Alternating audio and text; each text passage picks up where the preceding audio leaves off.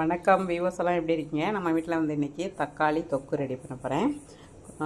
Long travel போகிறதுக்காக இதை preparation பண்ணுறேன். தக்காளி வந்து ஒரு 1.5 கிலோ இருக்கும். தாளிப்புக்கு வந்து கருவடை கடுகு இருக்குது. புளிக்கு பதிலாக வந்து லெமன் சாறு எடுத்து வச்சுருக்கேன். வெங்காயம் ஒரு 1/2 கிலோவுக்கு நைஸாக நறுக்கி எடுத்துருக்கிறேன். வரமிளகா கோல்டு வின்னர் எண்ணெய் விட்டாச்சு. தாளிப்பில் கடுகு கருவடம் வரமிளகாய் எல்லாமே போட்டேன். எண்ணெய் கொஞ்சம் ஜாஸ்தி பிடிக்கும். தனி மிளகாத்தூள் இது சக்தி. கல்லுப்பு எல்ச்சி பெருங்காயம் போடும்.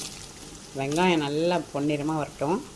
நம்ம ஒரு 2-3 நாள் வந்து ட்ராவல் பண்ணும் பொழுது இது வந்து கெட்டு போகாமல் இருக்கும். வெங்காயம் நல்ல கலர் மாறிடுச்சு. ஒரு 20 பூண்டு இருக்கும். தோல் உரிக்காமல் தட்டி போட்டிருக்கேன். தக்காளி இப்போ போட்டுருவோம். தண்ணி விடக்கூடாது. இந்த தக்காளி தண்ணியிலே தான் அது வேகணும். தக்காளி ஜூஸ்லேயே தான் வேகுது பாருங்க.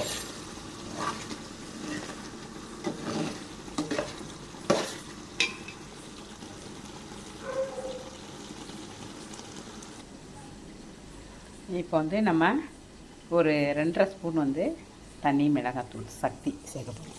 பாருங்கள், எண்ணெயெல்லாம் அப்படியே கக்கிட்டு வருது பாருங்கள். இந்த மாதிரி ஸ்டேஜில் தான் போடணும்.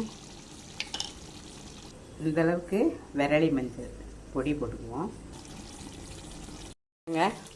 எண்ணெய் கக்கி இப்படி வந்துட்டு இருக்கு பாருங்கள். இந்த மாதிரி ஸ்டேஜில் தான் நம்ம உப்பு காரம்லாம் செக் பண்ணிவிட்டு லெமன் சாறு விட போகிறோம். இப்போ சப்பாத்தி இட்லி லாங் ட்ராவல் எல்லாத்துக்கும் ரொம்ப நல்லாயிருக்கும். தக்காளி வந்து இப்போ ரொம்ப சீப்பாக இருக்குது. வாங்கி ட்ரை பண்ணி ஸ்டோர் பண்ணி வச்சுக்கலாம். ஃப்ரிட்ஜில் வச்சோம்னா ஒரு மாதம் வரைக்கும் வச்சுக்கலாம். பேச்சுலருக்கு ரொம்ப யூஸ்ஃபுல்லாக இருக்கும். ஒரு 4 பழம் ஃபுல்லாகவே விடுவோம். புளிப்புத்தன்மை தான் கெட்டு போகாது.